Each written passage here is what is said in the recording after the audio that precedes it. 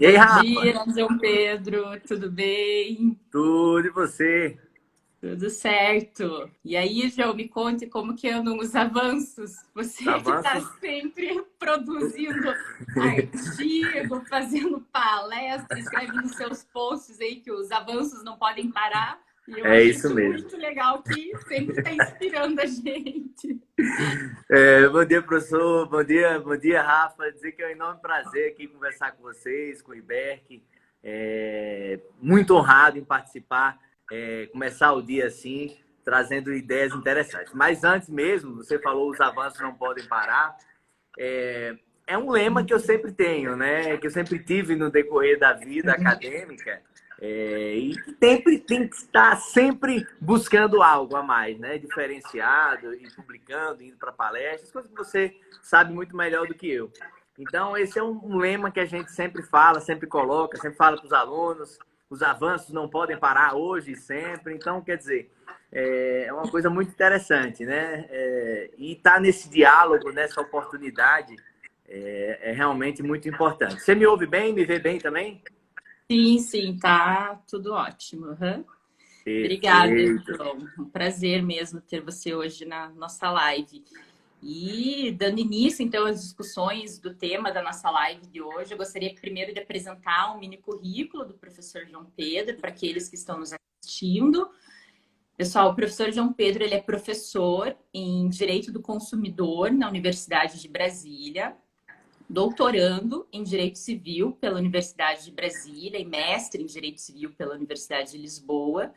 É especialista em Direito Processual Civil pelo Instituto de Direito Público, IDP Brasília. Possui 3 especializações na Universidade de Lisboa, em Ciências Jurídicas Civil, Direito Civil, Direito do Consumidor e Direito de Arbitragem. E é autor de livros e artigos diversos aí na área de responsabilidade civil, direito do consumidor, arbitragem, mediação de conflitos. E então, professor João Pedro, obrigada novamente por aceitar o convite do IBERC para participar da nossa live.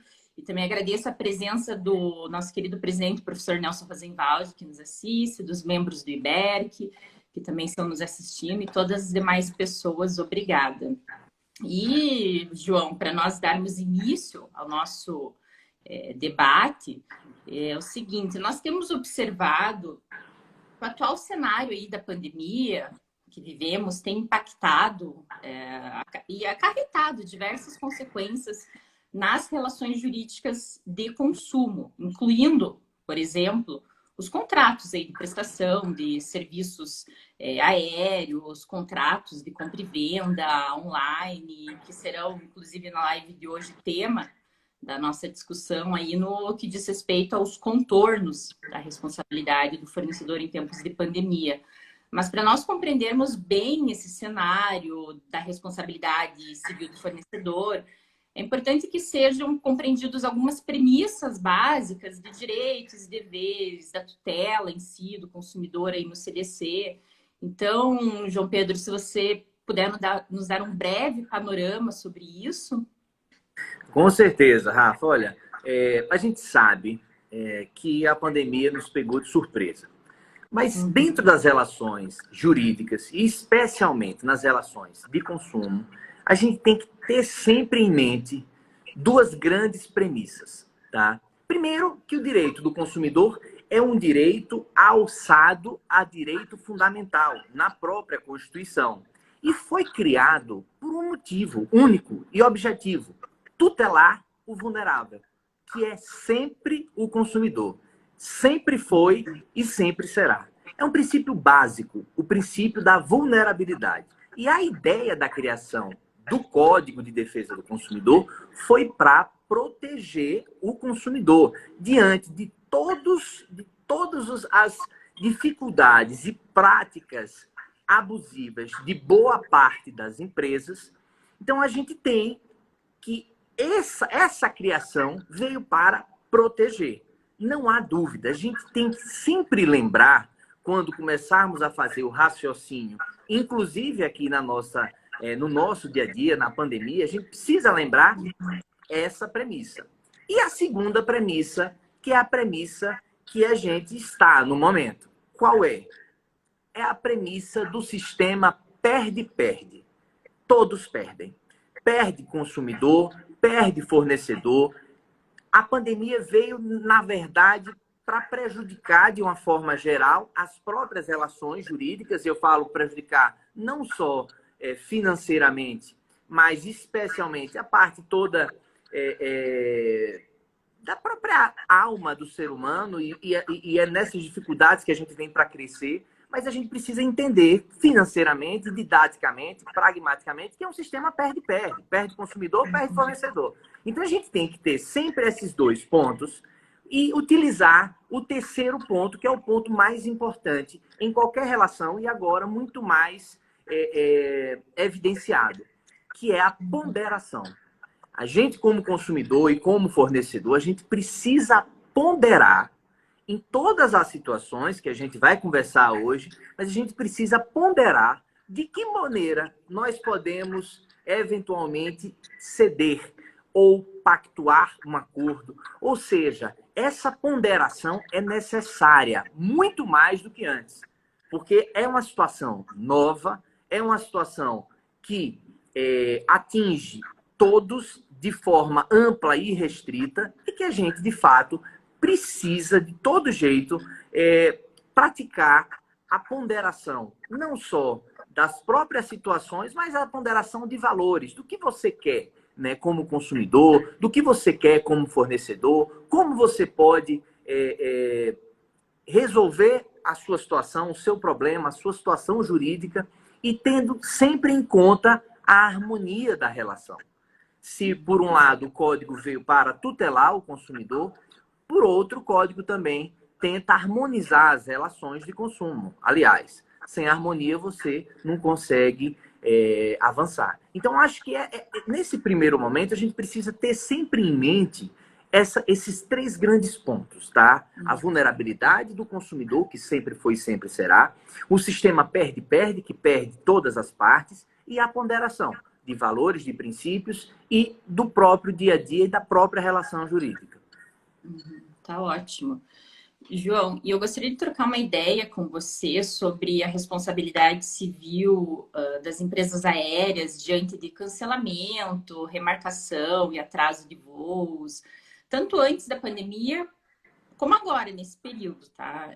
Tem uma discussão de que o transporte aéreo sofreu um intenso impacto com aquela MP 925, no que tange aí a responsabilidade das empresas, as regras a serem seguidas na remarcação de voos.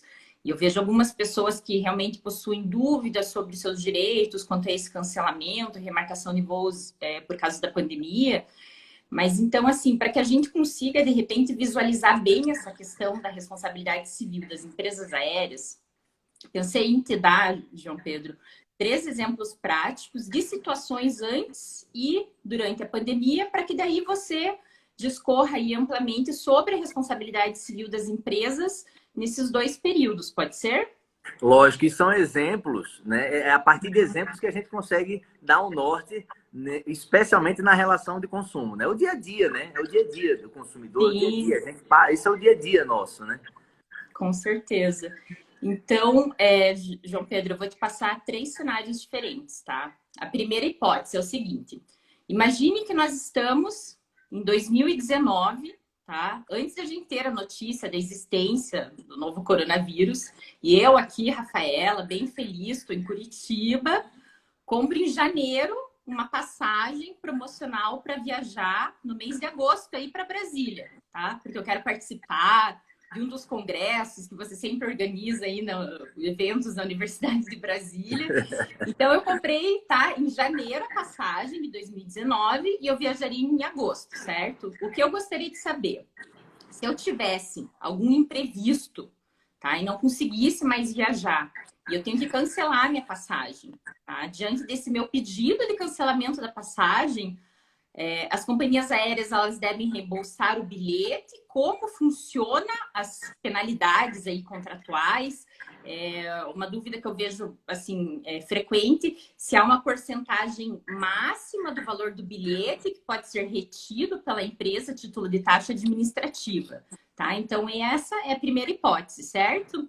Perfeito. Segunda hipótese seria o seguinte: digamos que eu realmente consiga viajar para Brasília e tudo ocorreu ali conforme o planejado até eu chegar no aeroporto. Daí eu cheguei no aeroporto, o meu voo atrasa 6 horas, eu perco uma conexão em São Paulo e, por consequência, chego atrasada aí no teu evento um dia depois do congresso em Brasília. E aí, nesse cenário, qual que seria a responsabilidade da empresa? Há uma incidência de dano moral, ele é em ré ipsa, tá? Então, segunda hipótese. Agora, indo para a última hipótese,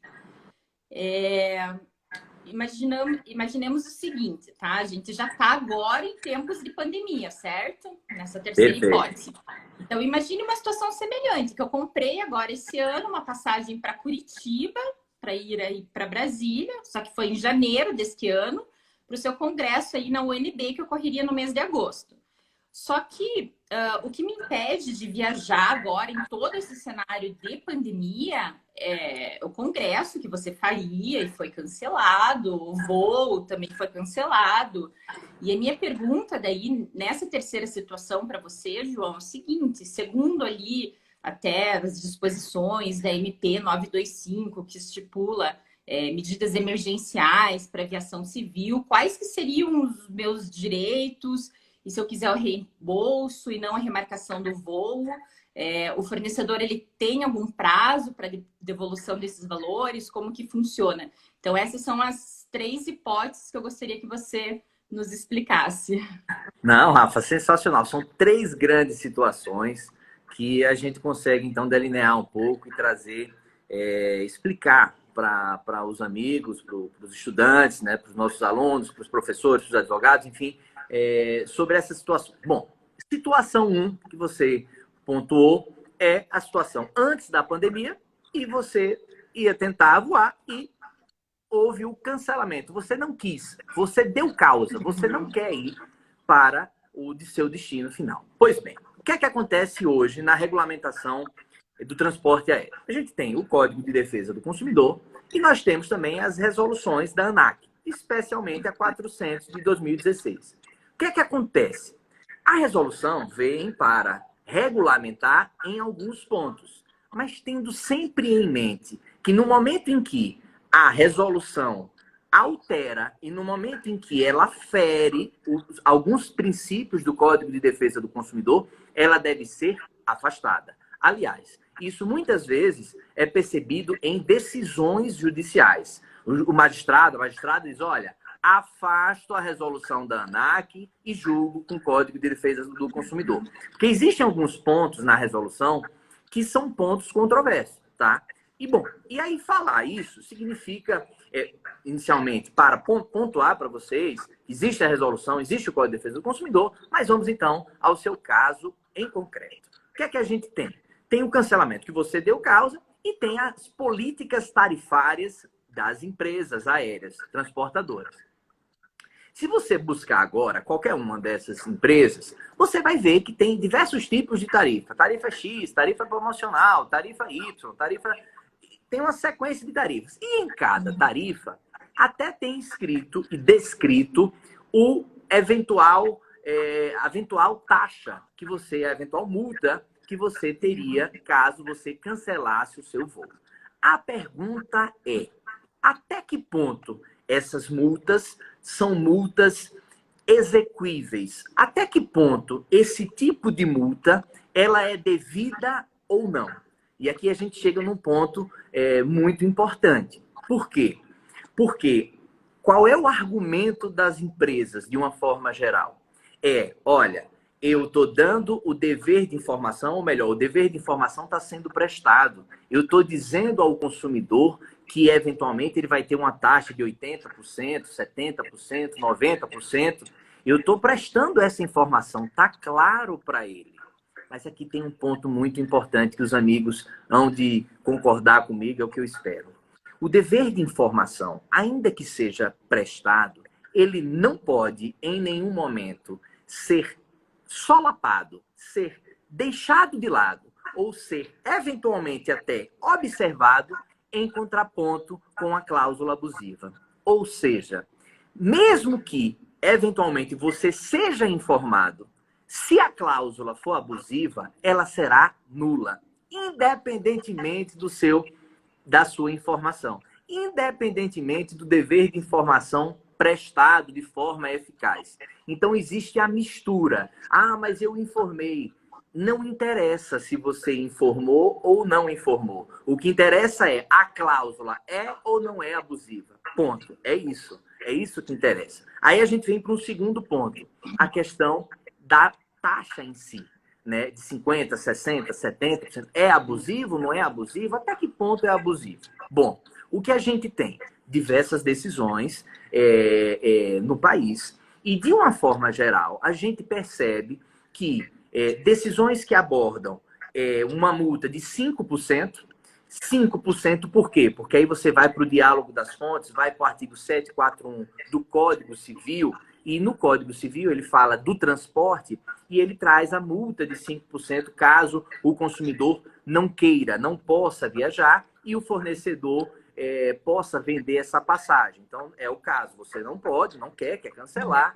Então, existe essa abordagem de 5%. Mas outras tantas decisões avançam por percentuais de 10, 15%. A gente teve uma decisão recente da ministra Nancy, no STJ aqui, que ela fala em 20%.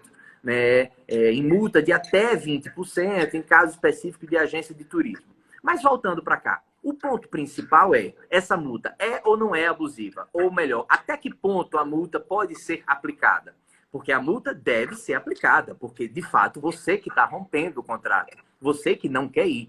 Então, esse que é o grande X da questão. Até que ponto essa multa pode ou não pode? Então, essas decisões que aí os advogados, as advogadas, os estudantes vão perceber em cada tribunal, né? Olha, o meu tribunal tem avançado a multa de 5%, 10%, 15%, 20%. Mas eu ouso a dizer que uma multa de 90%, de 100%, que existe muitas vezes, é abusiva. Tá? É abusiva, eu não tenho dúvida. Eu ouso a dizer isso porque não tem como você não viajar, você não utilizou o transporte e você tem uma multa de 100%, né? 90%. Não existe isso. Enriquecimento sem causa, você pode ir para o Código Civil, você pode buscar onde você quiser, mas você tem inúmeros caminhos para demonstrar que de fato uma abusividade plena nesse ponto. Isso é a nossa opinião. Pois bem, então esse é o primeiro caso. O segundo caso, que você me relata antes da pandemia, que seria, então, um atraso de voo por decorrência, e a gente está falando por culpa do fornecedor, a gente não está entrando por caso fortuito ou força maior, a gente está partindo do pressuposto que houve uma culpa do fornecedor mesmo, por algum motivo, seja ele qual for, mas por conta do fornecedor, você só chegou 6 horas depois, 7 horas depois, no seu destino final. E agora? Você tinha você tinha os seus compromissos. O que fazer? Bom, e aqui é um ponto muito importante, uma decisão do STJ que dá uma guinada de forma diferente. E vou explicar o porquê. Teve um julgamento no final do ano passado, salvo engano, em novembro, da ministra Nancy, na terceira turma, ela era relatora, que ela diz o seguinte, olha, aquela ideia de dano moral em re ipsa, ou seja, aquele que decorre do próprio ato ilícito, que você não precisa provar, é do próprio ato que decorre o dano. Ela diz o seguinte, essa ideia de dano moral em re ipsa deve ser excepcionada cada vez mais. Por que ela fala isso? Porque ela percebe, ou ela, quando eu falo ela, é o tribunal, de uma forma geral, tem percebido que muitas vezes as pessoas ajuizavam a ação, peças pequenas, dizia, olha, foram 6 horas, 5 horas de atraso, logo gerou um dano moral, logo quero a condenação da empresa. Ponto. Era isso que acontecia. E esse julgamento dá uma guinada no STJ importante. Por quê?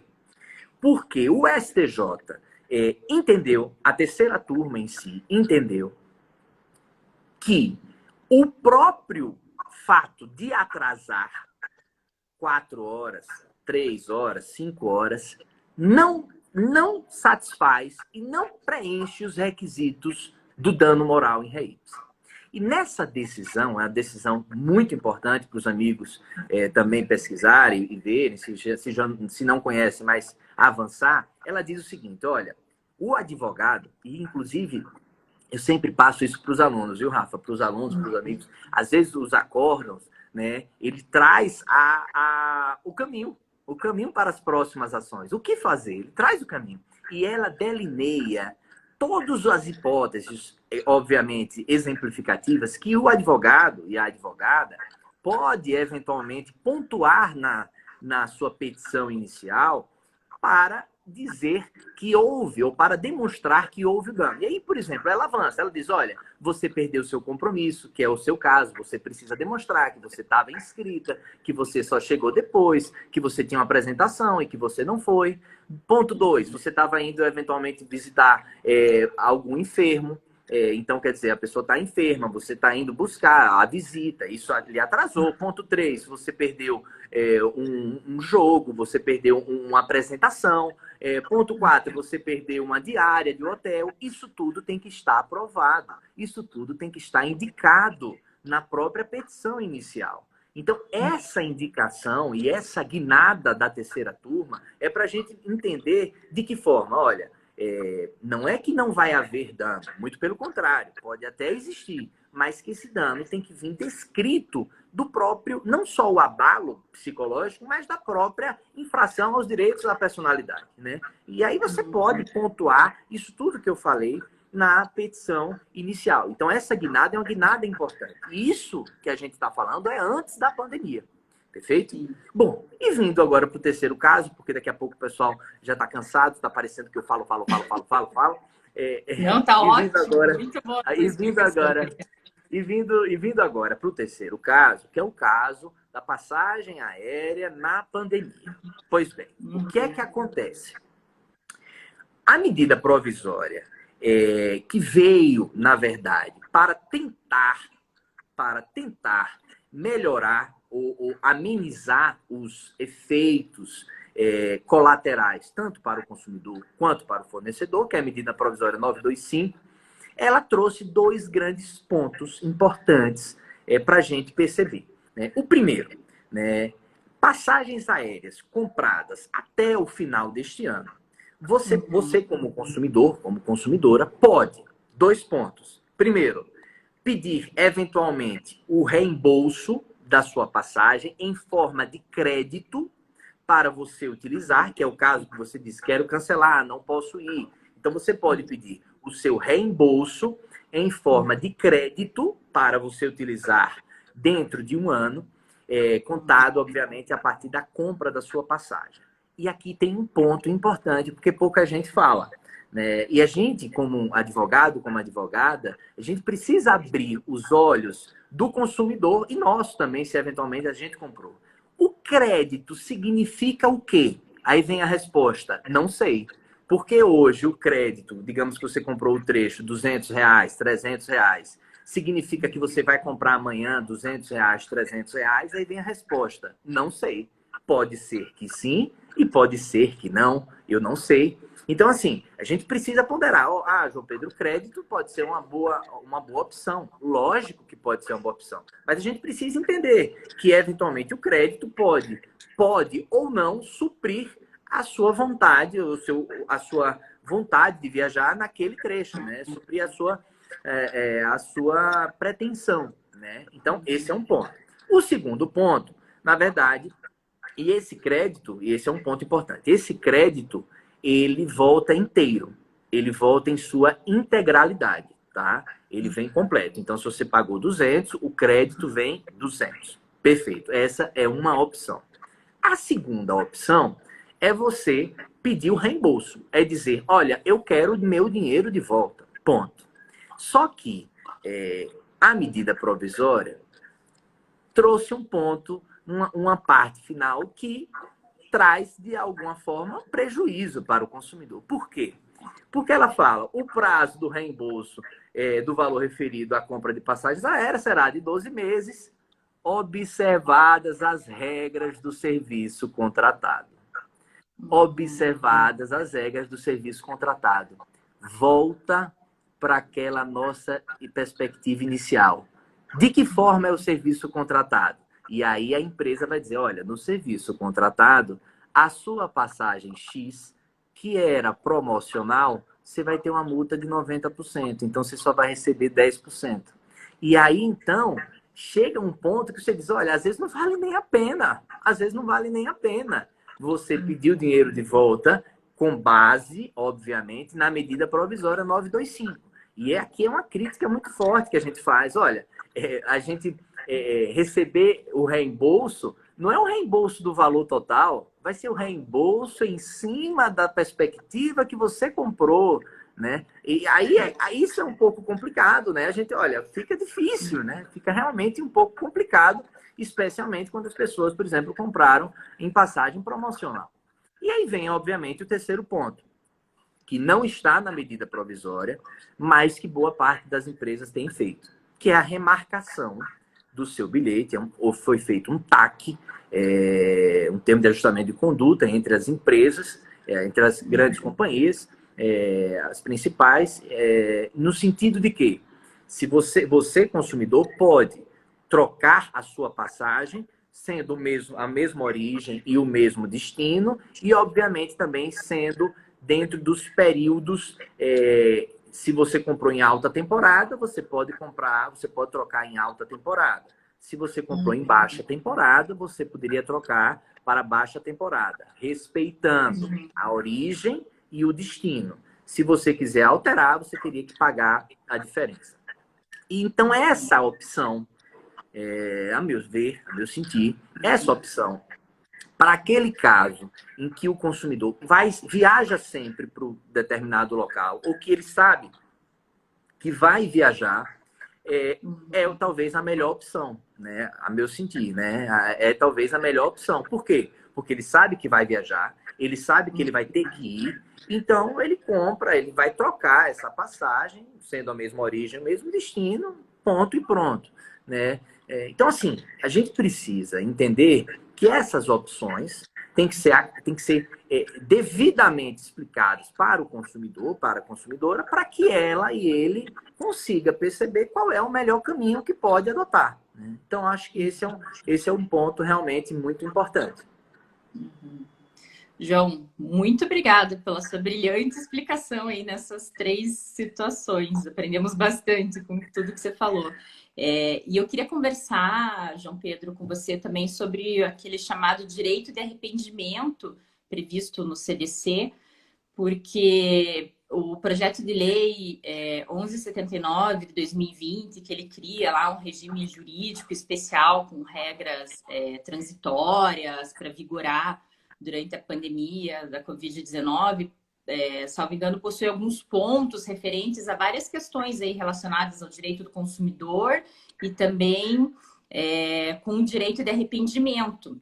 Então, eu gostaria que você falasse para a gente um pouco sobre essa ideia do Instituto em si, da sua previsão nesse projeto de lei e também, de repente, se você puder nos falar se há algumas exceções a esse direito de arrependimento, porque, por exemplo, assim, João, eu tenho feito nesses 2 últimos meses diversas compras pela internet, dos mais variados produtos, medicamento, maquiagem, itens de supermercado, livros. Apesar que livro eu acho muito difícil, que eu me arrependo. Eu não lembro uma vez na vida que eu me arrependi. Não, livro é difícil. Mas, assim, o que eu gostaria de saber é se a incidência desse meu direito de arrependimento na compra de qualquer desses produtos. E uma última coisa, agora na pandemia, além de tudo, como que eu faço para exercer esse meu direito de arrependimento se eu não posso ir até o correio? Tem alguma previsão no projeto de lei? Como que funciona? Perfeito, Rafa, um tema muito importante. Só para os amigos se situarem. Direito de arrependimento é um direito potestativo, é um direito que o consumidor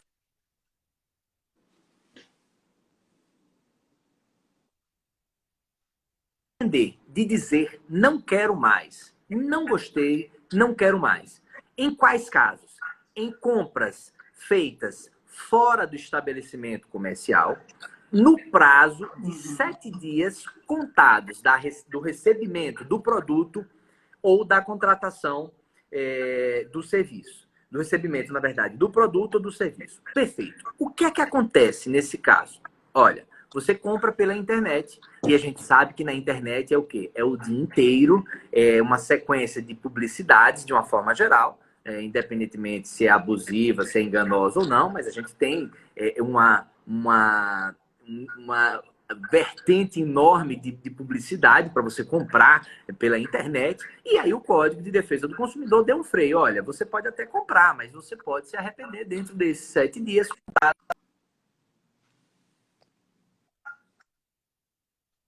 Esse artigo veio, de fato, para frear um pouco a compra irrefletida. Aquela compra de supetão. Deixa eu comprar e depois você diz, olha, me arrependi, etc. Pois bem, a gente precisa entender também que ao receber o produto, o consumidor, se quiser exercer esse direito de arrependimento, ele tem que demonstrar ao fornecedor que ele não quer mais. E essa demonstração pode ser feita de diversas formas. Pode ser feita pelo call center, pode ser feita pela própria internet, por aplicativo. É só demonstrar ao fornecedor que você não quer mais aquele produto.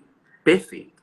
E aí, então, a gente vem para o projeto de lei e para algumas exceções que a própria doutrina já aborda. Antes de falar do projeto, a gente pensa em algumas exceções. Veja, o CDC não traz nenhuma exceção. E isso, de fato, a construção doutrinária vem demonstrando que a gente tem que ponderar esse artigo. E, obviamente, bebendo da fonte do direito português, a gente tem diversas construções, diversas doutrinas, aqui no Brasil, doutrinadores, que entendem o seguinte: produtos personalizados, não cabe o exercício do direito de arrependimento. Então, por exemplo, eu comprei um anel eu pedi para colocar o meu nome, colocar outras tantas coisas, e colocar, enfim, eu esqueci até o nome, você pega no anel e modifica e faz essas modificações, e depois você recebe o anel e diz, olha, eu não quero mais. Eu não quero mais. É o caso de Van Cleston, que compra uma blusa, coloca o nome Van Cleston, coloca a foto dele e depois ele diz, olha, eu não quero mais, eu estou me arrependendo, eu não quero mais. Então, por exemplo, a doutrina entende que produtos personalizados não cabe o exercício do direito de arrependimento. Né?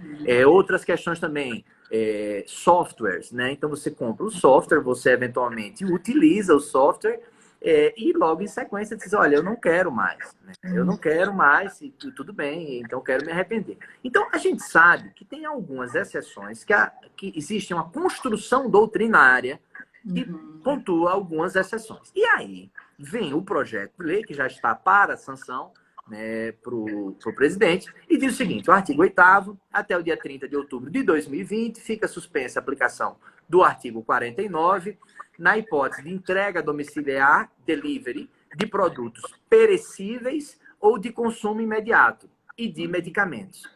Ora, na verdade, para a doutrina não tem muita novidade. Eu falo para a doutrina em si, não tem muita novidade, porque medicamento a gente sabe. Abriu, você já está. Abriu o medicamento, você abriu, olhou, etc. Ali você já está violando não só o próprio medicamento em si, mas como eventualmente trazendo até risco se esse produto vier a ser colocado no mercado novamente, né? Então, realmente é algo que a própria doutrina já tinha essa percepção. E produtos perecíveis de consumo imediato é da mesma forma, né? Da mesma forma. Então, a gente precisa... Isso já era a construção doutrinária, tá? Não tem nada de diferente, digamos assim. O que tem de diferente é que está na medida provisória, será algo legal, digamos assim, mas nada de diferente do que a doutrina já fazia, assim também como os próprios tribunais já aplicavam esse entendimento, tá? Então, não é só esses, não, tem outros tantos, né? Então, a gente precisa entender e ponderar, de fato, que o direito ao arrependimento, né, é um direito importante para o consumidor, né? E um outro ponto que você também chegou, e que aqui o projeto de lei, né, a medida provisória, foi falha, tá? E aqui eu faço uma crítica construtiva, por óbvio, é o caso que você falou, é o caso que você comprou o produto, que você quer se arrepender, que você informa ao fornecedor que você está se arrependendo, que você vai se arrepender e, pasmem, o que fazer? Porque você não pode sair de sua casa para ir levar nos correios. Porque normalmente o que é que acontece? Os custos, a gente sabe que os custos correm pelo fornecedor. Decisão majoritária, entendimento consolidado pelo STJ. Os custos correm pelo fornecedor. Então você leva normalmente no correio e o correio faz aquele PEC, conta a pagar, né? O fornecedor que paga esse envio. Mas e agora? Você não pode ir. E aí, o que fazer? Né? Por isso que vai depender muito do caso a caso. Se o fornecedor for buscar o produto na sua casa, ótimo. Você se arrependeu, o fornecedor vai buscar em sua casa, ponto e pronto. Mas nessa situação, eu defendo que tem que ter um alargamento do prazo.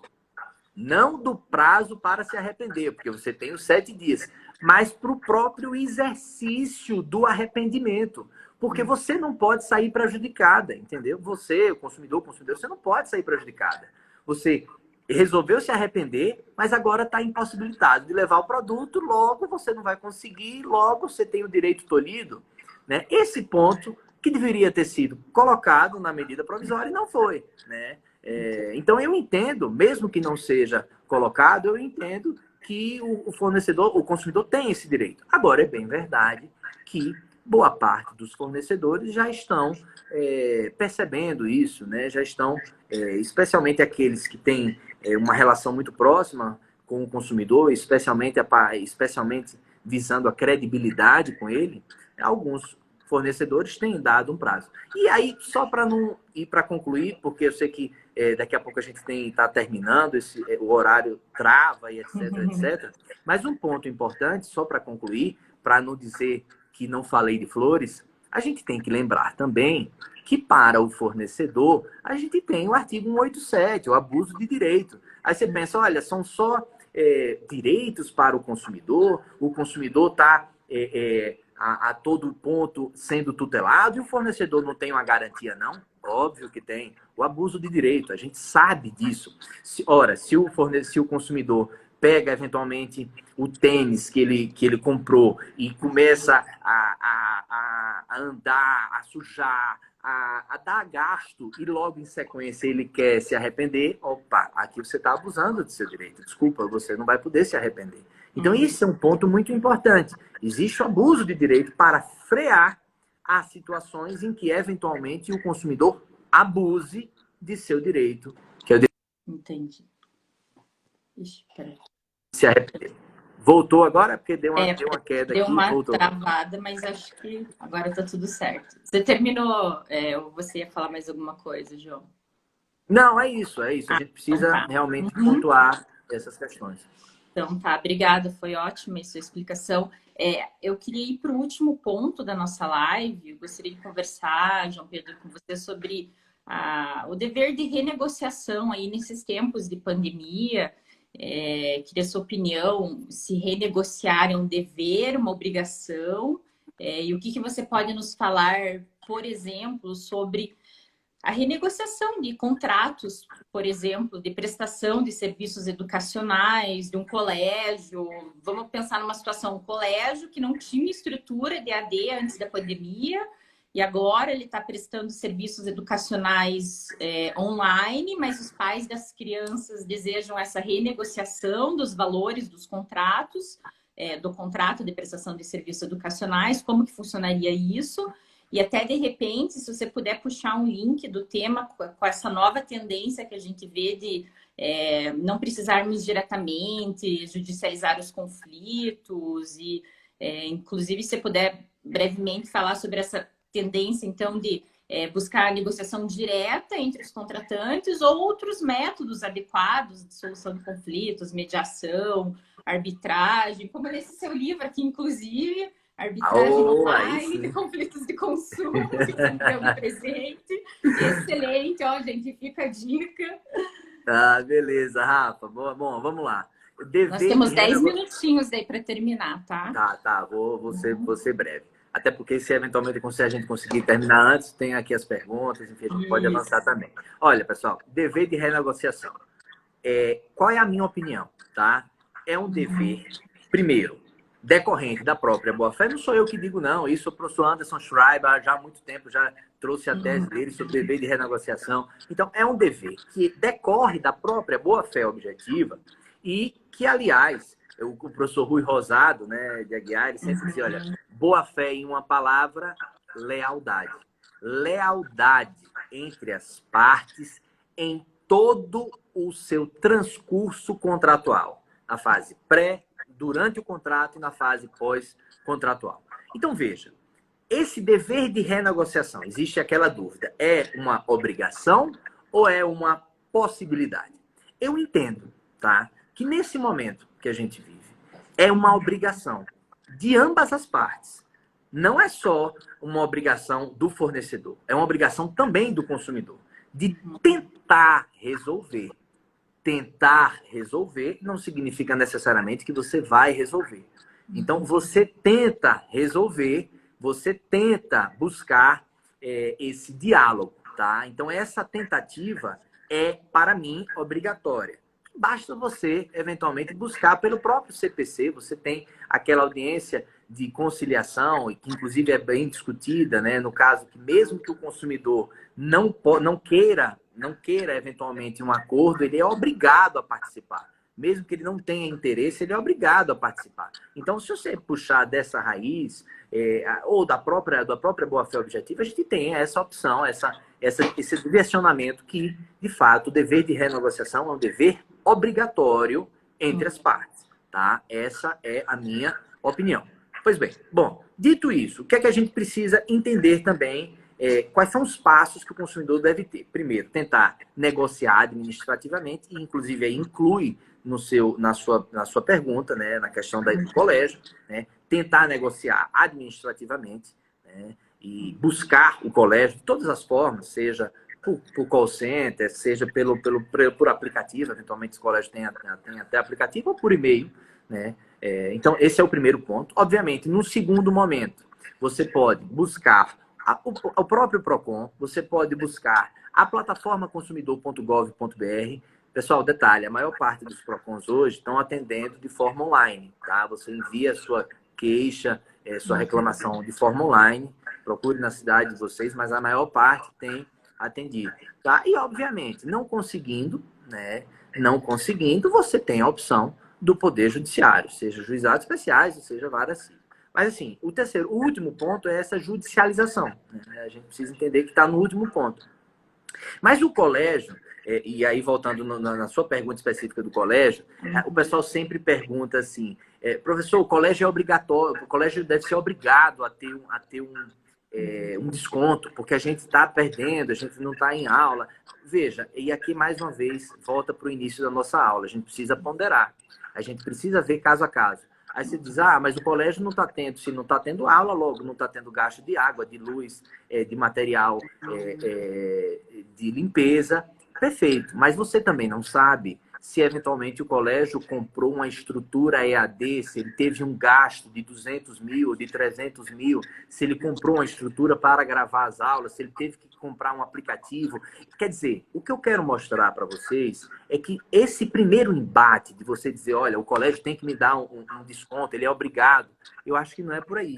A gente precisa, de fato, perceber a situação. Agora, se você me perguntar, professor, na maior parte dos casos, o colégio, de uma forma geral, ele deve dar um desconto? Na maior parte dos casos, sim, porque a gente vê, de fato, que existe uma redução de custos, né? Esse é um ponto importante. Então, a gente precisa perceber o caso em concreto, em que pese algumas cidades, você tem decretos, enfim, já delineando que o colégio é obrigado a dar o desconto, etc. Mas a gente precisa ver, caso a caso, para perceber a realidade, tá? Não é essa forma de imediata, né? A gente precisa perceber o caso a caso. Então, isso é muito importante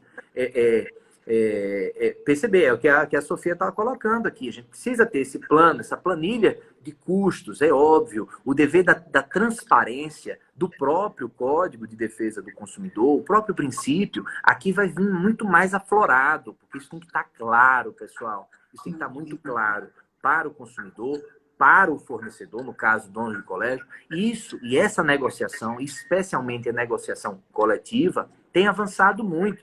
Né? A gente sabe que esse é o caminho, né? Tentar resolver sem necessariamente ter que buscar o poder judiciário. Então, dentro dessa ótica, e eu acho que eu respondi essa sua questão, mas vindo já para o nosso livro e para o que a gente tem pensado e desenvolvido, a gente precisa ter sempre em mente que esses mecanismos que a doutrina já fala, em mecanismos adequados de resolução de litígio, é o caminho que a gente tem que seguir. Esse é o primeiro passo. Aquela relação de alternatividade e o meio alternativo, isso não existe. Não é meio alternativo. É o meio principal.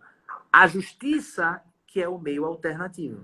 É caso você não consiga, você busca a justiça. Essa é a nossa perspectiva. Agora, essa cultura precisa ainda ser aprimorada aqui no Brasil. Tá? É bem verdade que ele precisa ser aprimorada aqui no Brasil. E a nossa ideia da arbitragem, que é o livro, Arbitragem Online, Conflito de Consumo, é você dar o segundo passo. Dentro da plataforma consumidor.gov.br, você pode tentar resolver o seu conflito. A plataforma serve como um approach entre consumidor e fornecedor. Você faz a reclamação, o fornecedor dá a resposta e a plataforma lhe pergunta se você foi atendido ou não.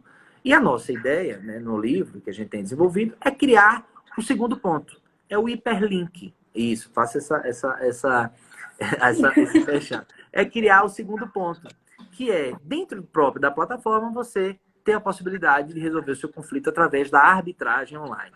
Criando postos de trabalho, porque para ser árbitro você tem que ser advogado, com especialização. Você cria uma nova vertente, você tira